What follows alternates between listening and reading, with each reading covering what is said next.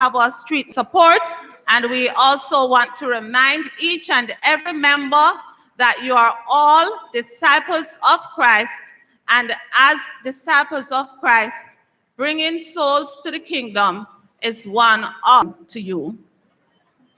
For our sermon discourse today, they Father, forgive them. Last words of Jesus, Father, forgive them. A pastor stood at the bedside of a 24-year-old man who was dying.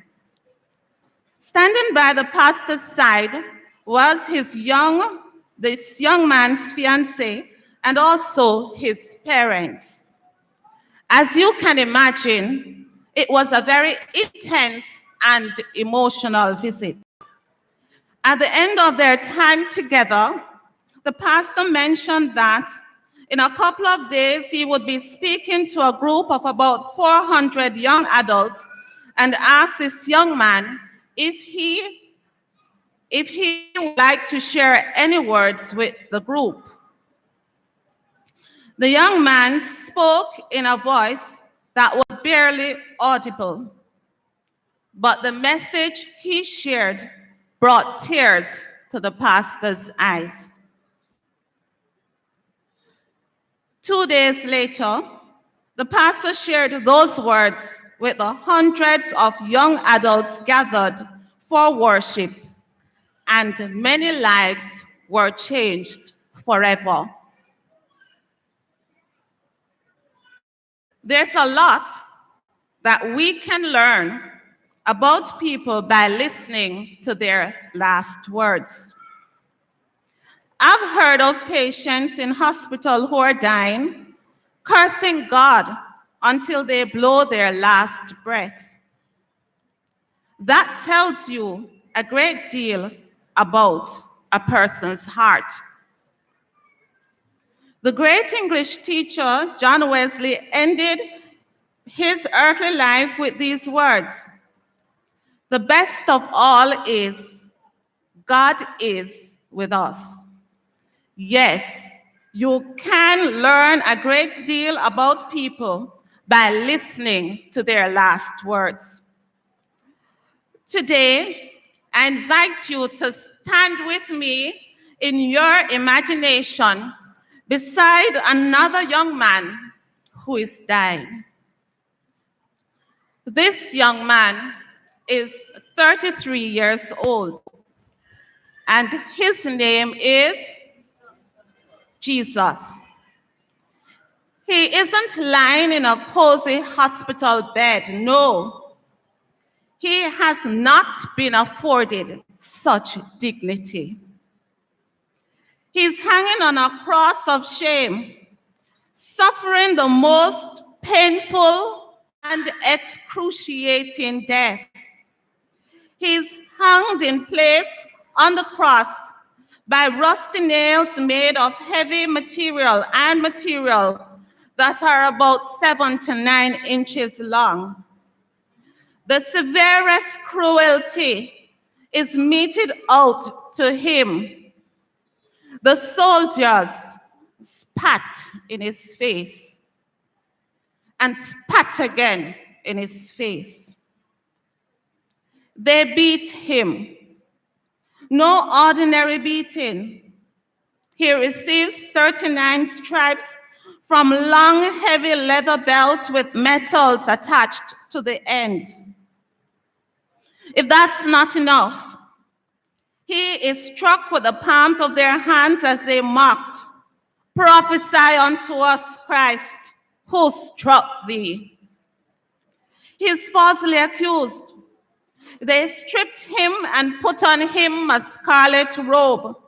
A crown of thorns is jabbed on his head, resulting in blood streaming down his face. And a reed is placed in his right hand. Then they bowed the knee and mocked him. "Hail, King of the Jews!" This young man is not being afforded the dignity and respect entitled to every human being who as they die. Amid the din of the crowd as they crucify him, the jeering and insults of the priests, he saved others. Himself he cannot save. Amid all this chaos, my brethren and my friends, this young man, Jesus, Son of the living God, uttered, maybe also barely audible at times, 7 last words. Listen to him carefully. Your life may be changed forever.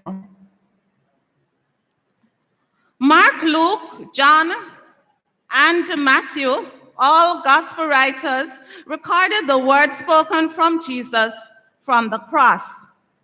Matthew recorded one saying, Eli, Eli, lama sabachthani. That is to say, my God, why hast thou forsaken me? Matthew 27, verse 46. Mark likewise recorded the same saying, found in Mark 15:34. Luke 23, verse 34. Verily I say unto thee today, thou shalt be with me in paradise.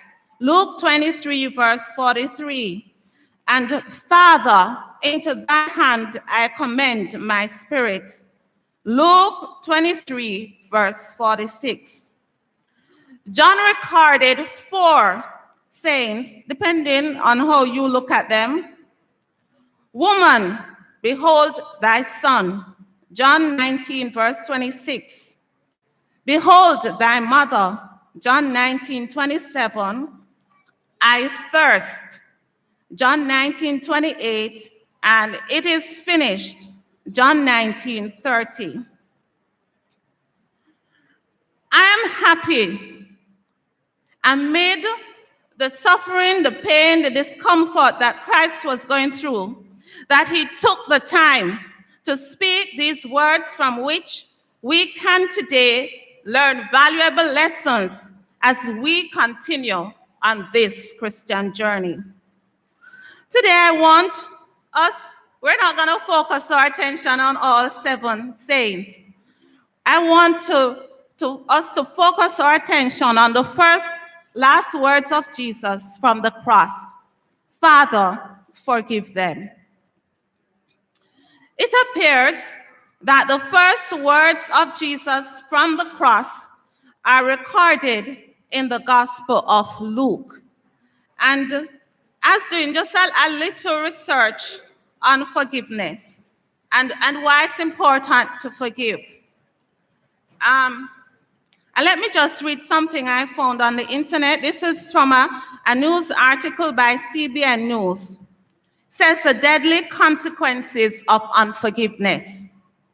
Dr. Stephen Staniford, Chief of Surgery at the Cancer Treatment Centers of America, states that refusing to forgive makes people sick and keeps them that way. Forgiveness therapy is now being used to help treat diseases such as cancer. Of all cancer patients, 61% have forgiveness issues, and of those, more than half are severe, according to the research by Dr. Michael Barry, a pastor and author of the book, The Forgiveness Project.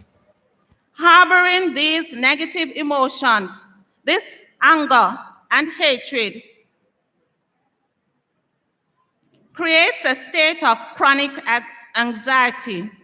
Chronic anxiety very predictably produces stress, excess adrenaline and cortisol, which deplete the production of natural killer cells, which is your body's first soldier in the fight. And how Jesus would, even in his death,